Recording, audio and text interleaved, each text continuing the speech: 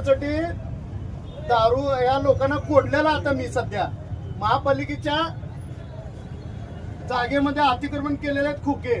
त्या खोक्यामध्ये ही लोक अनधिकृत दारू पीत बसलेले. ही मालक आहे बघा, ही समोरचा मालक आहे.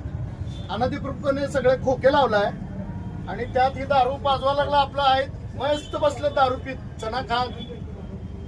आणि किती वर्षापासून चालाय मला माहित नाही. आणि मध्ये जे आरोपी आहेत तुम्हाला आरोपी दाखवतो. वास्तविक पाहता घनकचरा विभाग पूर्वीचं आरोग्य निरीक्षक भाग 5 होतं. त्या कार्यालयाची मोडतोड करून या बाळवेस भागात असलेल्या महानगरपालिका आरोग्य विभाग वार्ड क्रमांक 5च्या कार्यालयात 10 ते 12 तरुण मुले दारू पिऊन गोंधळ घालत असल्याची माहिती अतिक्रमण विभागाला मिळाली.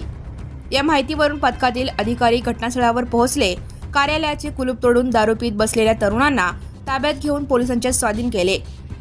ही कामगिरी अतिक्रमण विभागाचे प्रमुख जगन्नाथ बनसोडे यांच्या पथकाने शनिवारी केली. अनेक वर्षे हा दारू अड्डा महानगरपालिकेच्या जागेत चालत होता.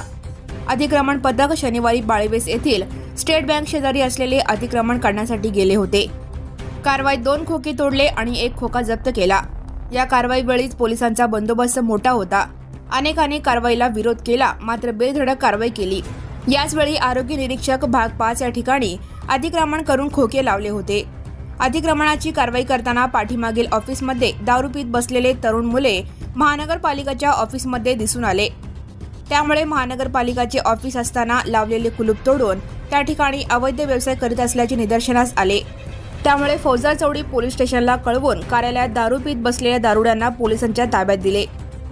कारवाईची माहिती मिळताच दारू पीत बसलेले 5 ते 6 तरुण मुले पळून गेले. त्या मुलांचा शोध घेण्याचा अतिक्रमण पथकाने प्रयत्न केला, मात्र ते मिळून आले नसल्याचे सांगण्यात आले.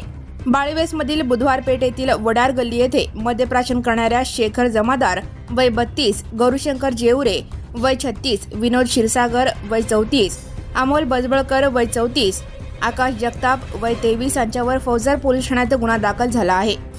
Subscribe now and press the bell icon. Never miss an